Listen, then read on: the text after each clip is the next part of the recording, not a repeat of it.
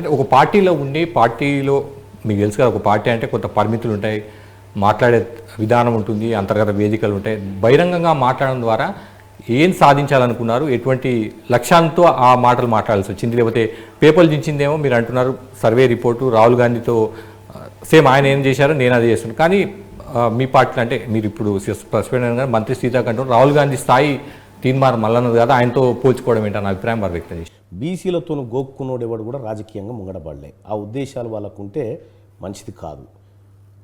ఇక్కడ రాహుల్ గాంధీ గారి ఆర్డినెన్స్ని చింపితే అది పార్టీ ఖాతాలోకి రానప్పుడు తీన్మార్ మల్లన్న చింపేస్తే పార్టీ ఖాతాలోకి వస్తుందా?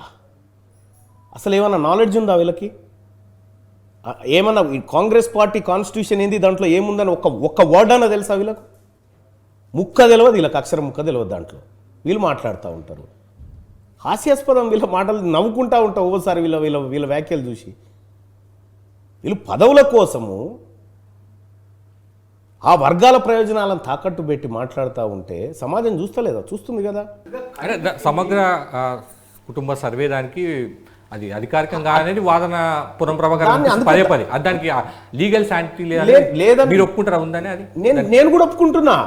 లీగల్ శాంటిటీ ఉందా? లేదు లేదు అని ఒప్పుకుంటున్నా. బట్ నేను కంపేర్ చేస్తుంది 2011 సర్వే.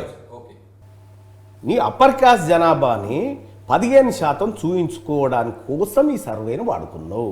ఈడబ్ల్యూఎస్ కోటాను రక్షించుకోవడం కోసం మీరు ఆడినటువంటి డ్రామా ఇది.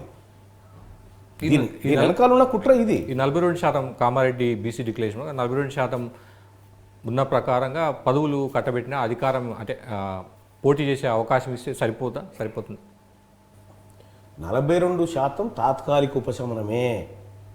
మేమెంతో మాకంతా. మీ లెక్క ప్రకారం ఎంత అంటే దానికి ఏంటి బేస్ ఏంటి? మీరు చెప్తున్న 56% చెప్తున్నారు కదా, 56 అని ప్రభుత్వం చెప్తుంది. 62 దాకున్నామని మేము చెప్తా ఉన్నాం.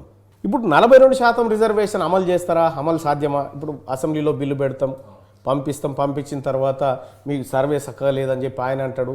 కాబట్టి 42% మేము బిల్లు పెట్టమని చెప్పి నరేంద్ర మోడీ గారు అంటారు. ఇక ఈయన ఏమంటాడంటే అప్పుడు కేంద్రంలో చూసిరు కదా, మనం వీడు ఇస్తామంటే ఆయన ఒప్పుకుంటలేడని చెప్తాడు. కానీ ఇప్పుడు 4-5 ఎమ్మెల్సీలు ఉన్నాయి కదా, ఈడ వాటాయి ఫస్ట్. దీన్ని నరేంద్ర మోడీ అడ్డుకునే పరిస్థితి లేదు. విపక్షాలు ఏం రాజీ చేయి, ఈడ ఇంప్లిమెంట్ చేయి ఫస్ట్ ఈ 5 ఎమ్మెల్సీలు. అక్కడ 42% రిజర్వేషన్ కోసం ఎవరు రేవంత్ రెడ్డి గారు జంతర్ మంతర్ దగ్గర ఆమరణ నిరాహార దీక్ష చేయాలి. ఆయన చేసైనా సరే అది 9th షెడ్యూల్లో పెట్టి సాధించుకొని రావాలి. రెండోది, దానికంటే ముందు ఈ 5 ఎమ్మెల్సీలు ఏవైతే ఖాళీనాయో ఇందులో ఇప్పటికే మండలిలో 16 మంది రెడ్లు ఉన్నారు. మొత్తం 40 సీట్లో 16 మంది రెడ్లు ఉంటే అప్పర్ క్యాస్ట్ 29 ఉన్నారు.